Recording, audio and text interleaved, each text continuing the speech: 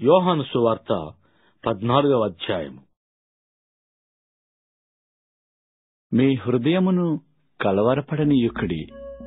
దేవుని యందు విశ్వాసముంచుచున్నారు, నాయందును విశ్వాసముంచుడి. నా తండ్రి ఇంట అనేక నివాసములు కలవు. లేని ఎడల మీతో చెప్పుదును, మీకు స్థలము సిద్ధపరచ వెళ్ళుచున్నాను. నేను వెళ్ళి మీకు స్థలము సిద్ధపరచిన ఎడల నేనుండు స్థలములో మీరును ఉండులాగున మరలా వచ్చి నా యొద్ద నుండుటకు మిమ్మను తీసుకుని పోవదును. నేను వెళ్ళుచున్న స్థలమునకు మార్గము మీకు తెలియను అని చెప్పాను. అందుకు తోమా, ప్రభువా, ఎక్కడికి వెళ్ళుచున్నావో మాకు తెలియదే, ఆ మార్గం ఎలాగు తెలియను అని ఆయనను అడుగగా, యేసు, నేనే మార్గమును సత్యమును జీవమును, నా ద్వారానే తప్ప ఎవడునూ తండ్రి యొద్దకు రాడు. మీరు నన్ను ఎరిగియుంటే నా తండ్రిని ఎరిగియుందురు. ఇప్పటి నుండి మీరాయనను ఎరుగుదురు, ఆయనను చూచియున్నారు అని చెప్పాను. అప్పుడు ఫిలిప్పు, ప్రభువా, తండ్రిని మాకు కనబరచుము, మాకంతే చాలును అని ఆయనతో చెప్పగా, యేసు, ఫిలిప్పు, నేనెంతకాలము మీ యొద్ద ఉండినను నీవు నన్ను ఎరుగవా? నన్ను చూచినవాడు తండ్రిని చూచియున్నాడు గనుక తండ్రిని మాకు కనపరచుమని ఎలా చెప్పుచున్నావు? తండ్రి యందు నేనును నాయందు తండ్రియు ఉన్నామని నీవు నమ్ముటలేదా? నేను మీతో చెప్పుచున్న మాటలు నా యంతట నేనే చెప్పుటలేదు. తండ్రి నాయందు నివసించుచు తన క్రియలు చేయుచున్నాడు. తండ్రి యందు నేనును నాయందు తండ్రియు ఉన్నామని నమ్ముడి, లేదా ఈ క్రియల నిమిత్తమైనను నన్ను నమ్ముడి.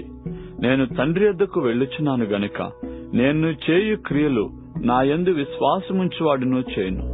వాటికంటే మరి గొప్పవియు అతడు చేయునని మీతో నిశ్చయముగా చెప్పుచున్నాను.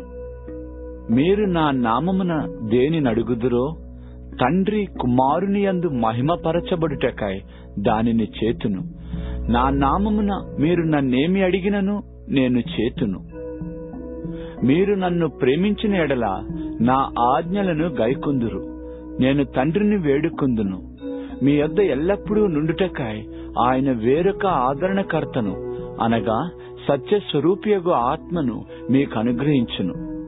లోకము ఆయనను చూడదు, ఆయనను ఎరుగదు గనుక ఆయనను పొందనేరదు. మీరు ఆయనను ఎరుగుదురు, ఆయన మీతో కూడా నివసించును, మీలో ఉండును. మిమ్మును అనాథులనిగా విడువను, మీ యొద్దకు వత్తును. కొంతకాలమైన తరువాత లోకము నన్ను మరి ఎన్నడనూ చూడదు, అయితే మీరు నన్ను చూతురు. నేను జీవించుచున్నాను గనుక మీరును జీవించరు. నేను నా తండ్రి యందును మీరు నా యందును నేను మీ యందును ఉన్నామని ఆ దినమున మీరెరుగుదురు. నా ఆజ్ఞలను అంగీకరించి వాటిని గైకొనువాడే నన్ను ప్రేమించువాడు. నన్ను ప్రేమించువాడు నా తండ్రి వలన ప్రేమింపబడును. నేనును వానిని ప్రేమించి వానికి నన్ను కనపరుచుకొందును అని చెప్పాను. ఇస్కరియోతు కాని యూదా, ప్రభువా, నీవు లోకమును కాక మాకు మాత్రమే నిన్ను నీవు కనబరుచుకొనుటకేమి సంభవించెను అని అడుగగా, యేసు, ఒకడు నన్ను ప్రేమించిన ఎడల వాడు నా మాట గైకొనును. అప్పుడు నా తండ్రి వానిని ప్రేమించును. మేము వాని యొద్దకు వచ్చి వాని యొద్ద నివాసము చేతుము. నన్ను ప్రేమింపని వాడు నా మాటలు గైకొనడు. మీరు వినుచున్న మాట నా మాట కాదు, నన్ను పంపిన తండ్రిదే. నేను మీ యొద్ద ఉండగానే ఈ మాటలు మీతో చెప్పితిని. ఆదరణకర్త అనగా తండ్రి నా నామమున పంపబోవు పరిశుద్ధాత్మ సమస్తమును మీకు బోధించి నేను మీతో చెప్పిన సంగతులన్నిటినీ మీకు జ్ఞాపకం చేయను. శాంతి మీకు అనుగ్రహించి వెళ్ళుచున్నాను, నా శాంతినే మీకు అనుగ్రహించుచున్నాను. లోకమిచ్చినట్టుగా నేను మీకు అనుగ్రహించటలేదు. మీ హృదయమును కలవరపడనీయుకుడి, వెరవనీయుకుడి. నేను వెళ్ళి మీ వద్దకు వచ్చేదనని మీతో చెప్పిన మాట మీరు వింటిరి గదా. తండ్రి నాకంటే గొప్పవాడు గనుక మీరు నన్ను ప్రేమించిన ఎడల నేను తండ్రి వద్దకు వెళ్ళుచున్నానని మీరు సంతోషింతురు.